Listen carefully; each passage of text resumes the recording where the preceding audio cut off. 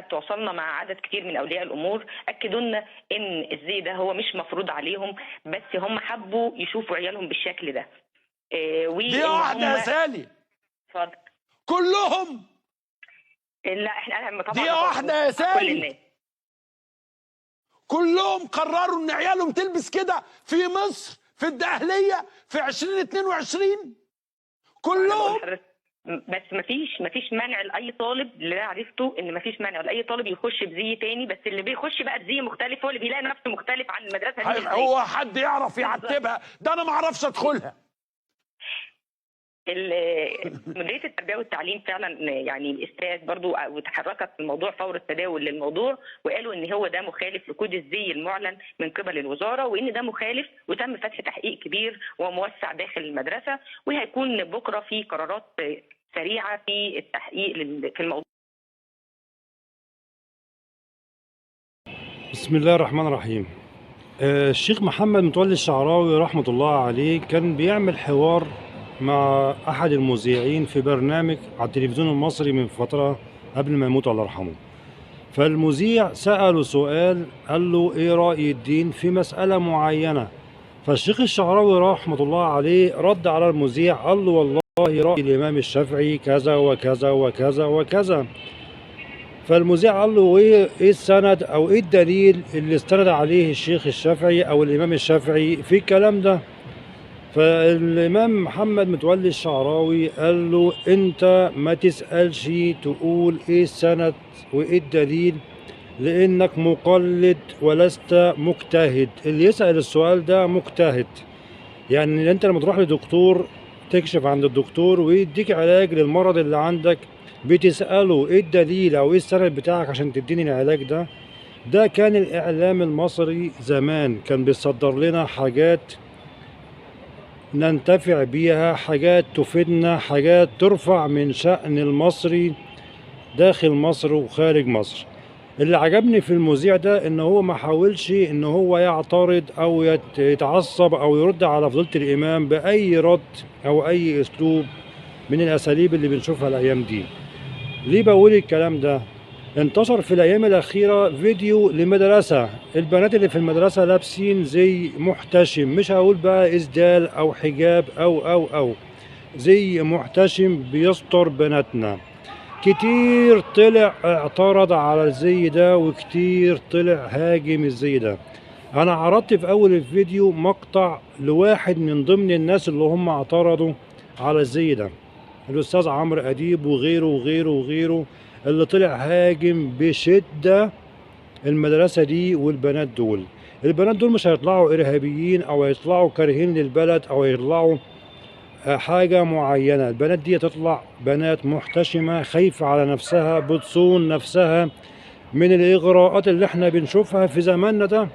يعني لما اشجع ظاهره زي دي ان اشوف بنت لابسه جيبه وبلوزه محتشمه، ولا اشوف بنت خارجه من بيتها او نازله مدرستها او نازله جامعتها لابسه لبس مبين جسمها، وبيوصل شباب نفوسهم ضعيفه ان هم يهاجموا البنات دول. المدرسه اللي هم هاجموها دول المذيعين دول او الناس اللي هاجموها دول، دي مدرسه في قريه نائيه، يعني قريه بعيده عن البلد. فاولياء امور البنات دول خايفين على بناتهم ولبسوهم لبس محتشم عشان لما يرجعوا من المدرسه ويروحوا المدرسه ما يبقاش فتنه او يلفتوا نظر اي حد من الشارع. يا ريت نركز في الحاجات والسلبيات اللي في البلد اللي هي فعلا بتضر ولادنا. يا ريت نركز في حاجات بتأثر على سلوك ولادنا.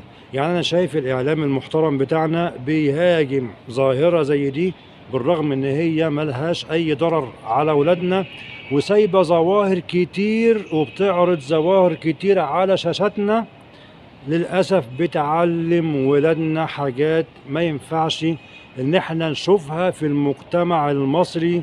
يا أستاذ عمرو أديب أنت وغيرك، ما ينفعش إن حضرتك تجيب ظاهرة زي الظواهر اللي احنا بنشوفها في الشوارع من تخبيط وترزيع وألفاظ، ما ينفعش ان تدخل بيوتنا وتبقى فرحان بيها وبتشجعها، وفي نفس الوقت بتهاجم مدرسة بتستر ولادنا وتحافظ على ولادنا. ما ينفعش ان حضرتك تهاجم ولي امر عشان مطلع بنته من بيته لابسه لبس محترم محتشم، وفي نفس الوقت بتشجع البنات اللي هي بتنزل لابسه بناطيل مقطعه او بحاجه بتبين جسمها وبتغري الشباب اللي حواليها.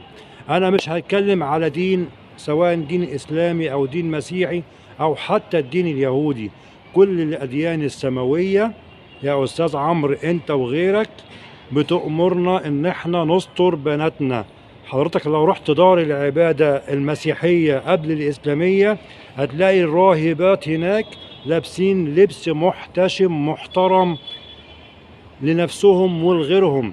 حضرتك لو رحت أي معبد يهودي هتشوف نفس الزي اللي حضرتك بتهاجمه ده وبتنتقده. مش هتكلم على زي إسلامي أو زي مسيحي أو زي يهودي، أنا بتكلم على زي بيستر بناتنا في زمن انتشرت فيه الفتن اللي احنا بنشوفها في الشوارع وفي الأماكن من جرائم اغتصاب وجرائم هتك عرض لبناتنا وجرائم تحرش وبلاوي سودة بنشوفها في شوارعنا. عمرنا يا أستاذ عمرو ما شفنا الحاجات دي في مجتمعنا إلا لما ظهر الإعلام المحترم اللي بيبيح ويخلي حاجات متاحة ويهاجم حاجات ان احنا مفروض نشجعها. مش كل السلبيات اللي في البلد غطيناها عشان نبدأ نجيب سلبية زي دي. مش كل المصايب اللي في البلد اللي بتضر الاقتصاد وبتضر المجتمع المصري عالجناها يا استاذ عمرو انت وغيرك، سواء الاستاذ عزة مصطفى او غيرها او غيرها وغيره اللي بيهاجموا الظاهرة اللي شفناها دي حليناها. في ظواهر كتير المفروض حضرتك تعالجها وتتكلم عليها في برنامج بتاع حضرتك والشاشة المحترمة اللي انت بتظهر عليها. في حاجات كتير بتدخل بيوتنا عن طريق شاشاتكم للأسف بتعلم ولادنا البلطجة وقلة الأدب والألفاظ اللي مش محترمة واللبس اللي مش محترم. أنا لو جبت لحضرتك يا أستاذ عمرو أنت وغيرك فيديوهات كتير لبنات من 6 سنين وطالع بيطلعوا على الشاشات بيرقصوا ولابسين لبس ربنا يعلم بيه، هل ترضى ده على بناتك أو ولادك؟ أتمنى إن احنا نعالج الظواهر السلبية، ما نعالجش حاجة زي دي ظهرت ممكن تستر ولادنا. يا ريت نفكر في اللي بيظهر على الشاشة ويا ريت نفكر في اللي بنهاجمه قبل ما نهاجم ونتكلم على حاجة زي دي. سترة بناتنا أهم بكتير من إن احنا نتكلم ده زي ما ينفعش إن هو يظهر في القرن مش عارف كام و20، ده زي ما ينفعش إن هو يكون في مصر 2022.